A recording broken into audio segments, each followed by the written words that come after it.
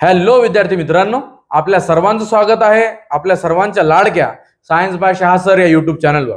विद्यार्थी मित्रांनो, आपण आरआरबी ग्रुप डी 2026 करिता एक सिरीज सुरू केली होती, ज्यामध्ये आपण 500 महत्त्वाचे प्रश्न पाहणार होतो. त्यामधला हा दुसरा व्हिडिओ आहे आणि आपला जो आजचा पहिला प्रश्न आहे तो तुमच्या सर्वांच्या समोर आहे. The longest cell in the human body is, म्हणजे मानवी शरीरातील सर्वात लांब पेशी कोणती? 4 पर्याय दिलेले आहेत आपल्याला.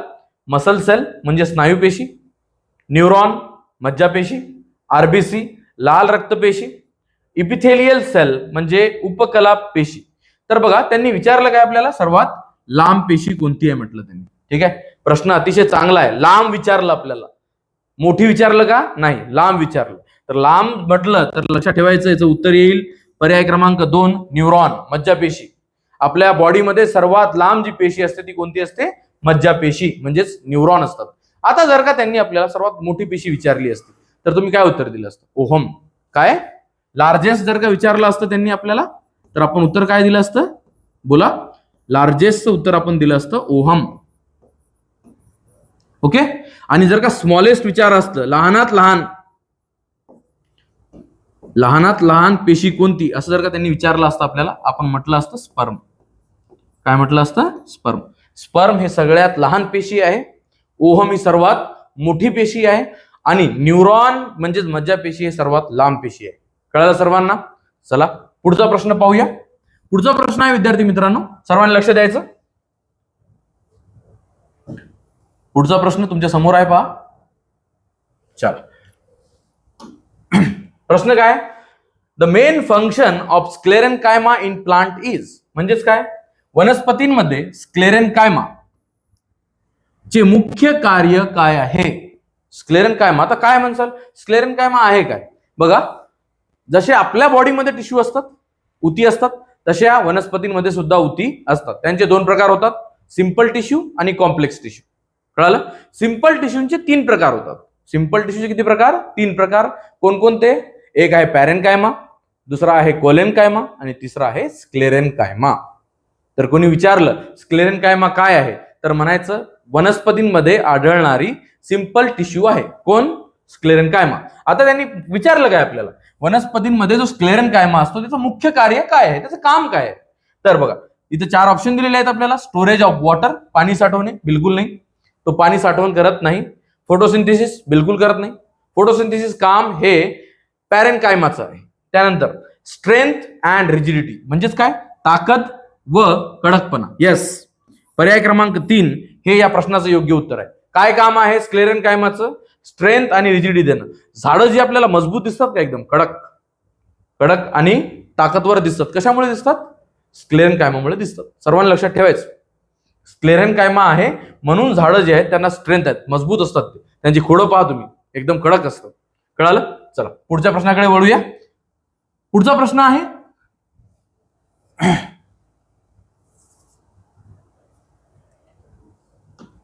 बघा विद्यार्थी मित्रांनो, जर तुम्ही या चॅनलवर नवीन असाल तर चॅनलला लाईक, शेअर आणि सबस्क्राईब करायला विसरू नका. चला प्रश्न पाहूया. Which tissue is responsible for growth in plant, म्हणजे काय? वनस्पतींमध्ये वाढीसाठी कोणती उती जबाबदार असते? एकच उती असते जी वाढ करते, त्याचं नाव आहे मेरिस्टेमॅटिक टिश्यू. त्यालाच म्हणतात विभाजी उती. विभाजी उतीच असते जी काय करते? वनस्पतींमध्ये त्यांची वाढ करते. कळालं? मेरिस्टेमॅटिक टिश्यू त्याला इंग्लिशमध्ये म्हणतात. मेरिस्टेमॅटिक टिश्यू म्हणजेच विभाजी उती, जी वनस्पतींमध्ये त्यांची वाढ करते. वाढ म्हणजे रूट जे असतात, मुळांची सुद्धा वाढ करते आणि वरचं जे शूट असते, शूटची सुद्धा वाढ, म्हणजे झाडांची जी लेंथ वाढते, उंची वाढते, ती सुद्धा कोणामुळे वाढते? मेरिस्टेमॅटिक सेलमुळे वाढते. आणि रूट सुद्धा वाढते, ते कोणामुळे वाढते? मेरिस्टेमॅटिक टिश्यूमुळेच वाढते. चला पुढचा प्रश्न पाहूया.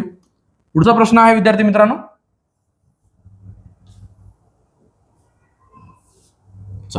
पुढचा प्रश्न आहे आपल्या सर्वांच्या समोर.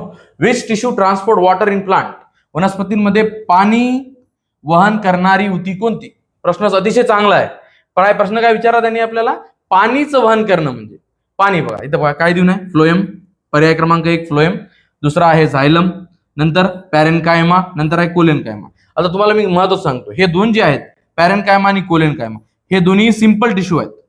आणि यांचं काम पाणी वहन करणं, अन्न वहन करणं नसतं, यांचं काम वेगळं आहे. तर उरलं काय? फ्लोएम आणि झायलम. फ्लोएमचं काम असतं अन्न वहन करणं. फ्लोएमचं काम काय असतं? अन्नाचं वहन करणं.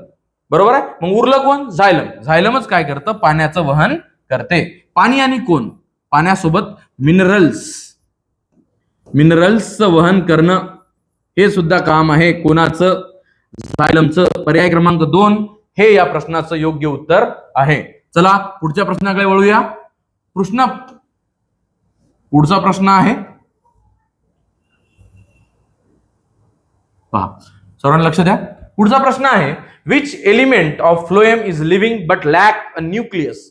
प्रश्न जो आहे, हा जो प्रश्न आहे हा पर्टिक्युलरली फ्लोएम बद्दल विचारलेला आहे. बरोबर आहे.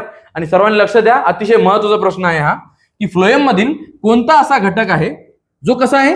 जिवंत आहे म्हणते, आणि पण त्यात काय नाहीये? केंद्रक नसते. विदाउट न्यूक्लियस, त्याच्यामध्ये केंद्रक नाहीये, पण तो कसा आहे? जिवंत आहे. आता बघा, महत्वाची गोष्ट म्हणजे काय? फ्लोएमचे घटक किती असतात? कुणी जर का विचारलं तर म्हणायचे 4 घटक असतात. फ्लोएमचे घटक किती? 4. कोणकोणते? पहिला सीव ट्यूब. पहिला घटक कोणता? Sieve tube. सीव ट्यूब म्हणजे चालणी नलिका. नंतर दुसरा घटक कोणता? Companion sale. कंपॅनियन सेल म्हणजे काय? सहयोगी पेशी. तिसरा कोणता? Phloem fibre. फ्लोएम फायबरला आपण फ्लोएम तंतू म्हणतो. आणि चौथा असतो फ्लोएम पॅरेन्कायमा. इथं देऊ नाही का? इथं झायलम दिलेला आहे. म्हणजे सरळ सरळ चौथा ऑप्शन तर इथेच कटलं. बरोबर आहे. 4 प्रकार होते, 4 मधले इथं 3 दिले, चौथा इथे लिहून देतो तुम्हाला मी. फ्लोएम पॅरेन्कायमा. ठीक आहे. फ्लोएम पॅरेन्कायमा. आता बघा, हा सीव ट्यूब 1, कंपॅनियन सेल 2 आणि फ्लोएम पॅरेन्कायमा हे जिवंत असतात. कसे असतात? जिवंत. म्हणजे फ्लोएम फायबर हा जिवंत नाही आहे का? येस, तो जिवंत नसतो, हा डेड असतो. म्हणजे हा सुद्धा इथेच कटला. आता उरले 2, हे सुद्धा जिवंत आहे आणि हा सुद्धा जिवंत आहे. कोण कोण जिवंत आहे? सीव ट्यूब जिवंत आहे आणि कंपॅनियन सेल जिवंत आहे. मग आता समोरचे पाहावं लागेल ना आपल्याला. जिवंत असला पाहिजे म्हणजे काय नसलं पाहिजे? केंद्रक नसलं पाहिजे. केंद्रक फक्त कशामध्ये नसते? सीव ट्यूब मध्ये नसते. म्हणून या प्रश्नाचं जे योग्य उत्तर आहे ते आहे सीव ट्यूब. अतिशय महत्वाचा हा प्रश्न आहे विद्यार्थी मित्रांनो. चालनी नलिका ही जी असते, ही अशी असते की जी जिवंत आहे, पण त्याच्यामध्ये काय नाही आहे? केंद्रक नाही आहे. आणि फ्लोएमचं, या सर्वांचं काम काय? फ्लोएमचे जे 4ही घटक आहेत त्यांचं काम असतं अन्नाला, वनस्पतींमध्ये अन्नाचं जे काही आहे वहन करणं, प्रत्येक पार्ट पर्यंत अन्न पोहोचून देणं, हे काम या चौघांचं असते. चला पुढच्या प्रश्नाकडे वळूया. पुढचा प्रश्न आहे विद्यार्थी मित्रांनो,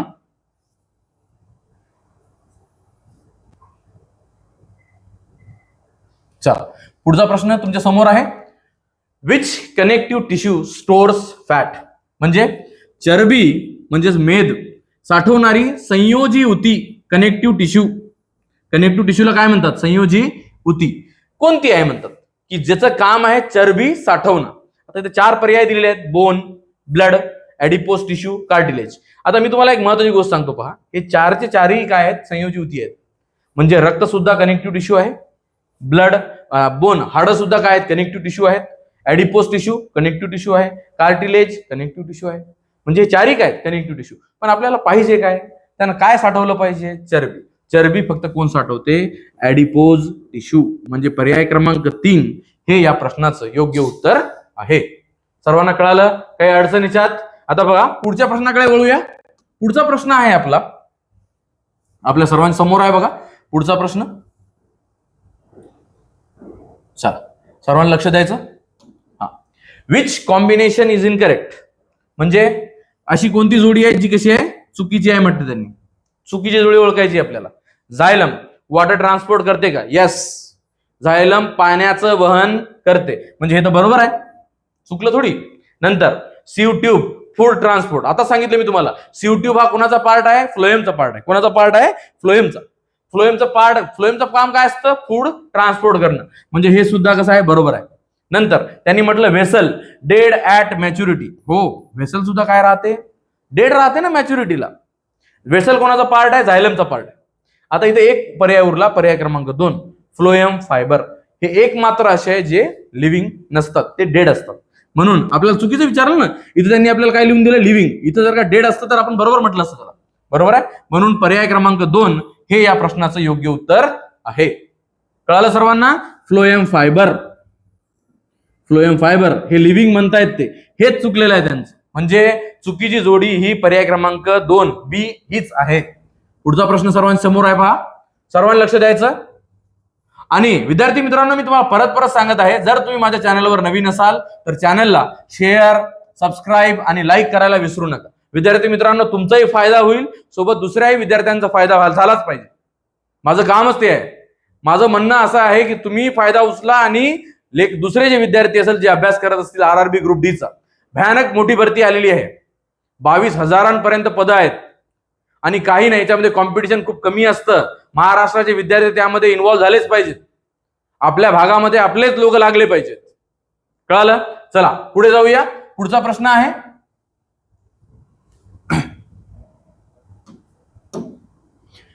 which type of muscle is involuntary and non striated? म्हणजेच काय, कोणते स्नायू हे अनैच्छिक आणि रेषारहित असतात?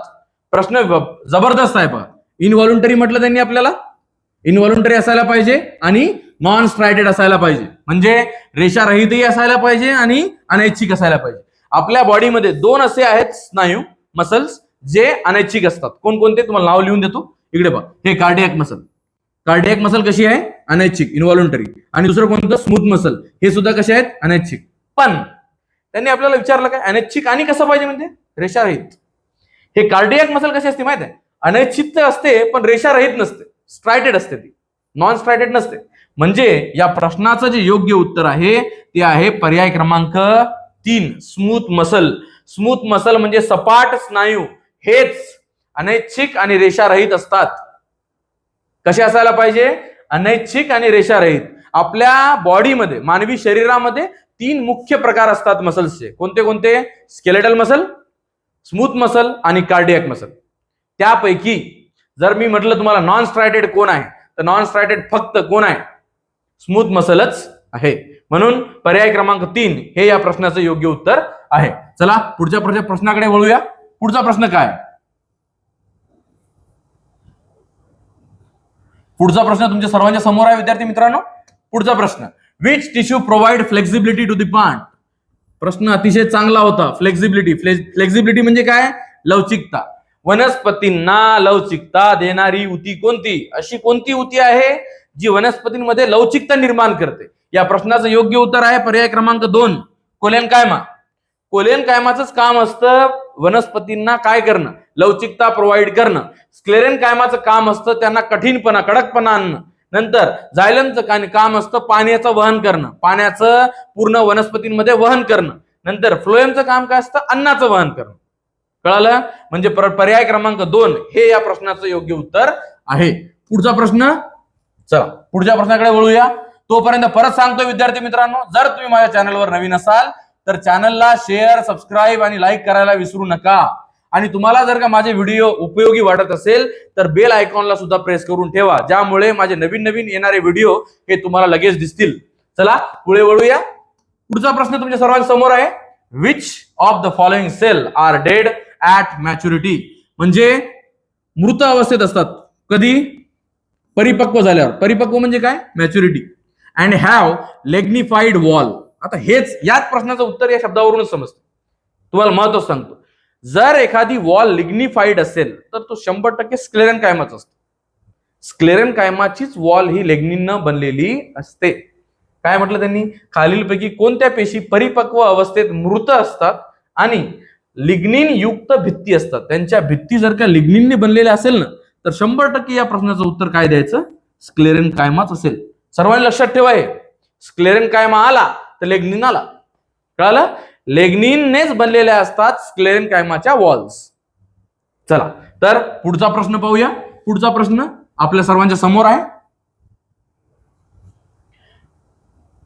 विद्यार्थी मित्रांनो, आपले प्रश्न संपलेले आहेत. जर तुम्ही माझ्या चॅनलवर नवीन असाल तर चॅनलला लाईक, शेअर आणि सबस्क्राईब करायला विसरू नका. आणि जर तुम्हाला माझा व्हिडिओ आवडला असेल तर व्हिडिओला शेअर करा, म्हणजे अजूनही नवीन नवीन विद्यार्थ्यांना हा व्हिडिओ त्यांच्यापर्यंत पोहोचेल. धन्यवाद.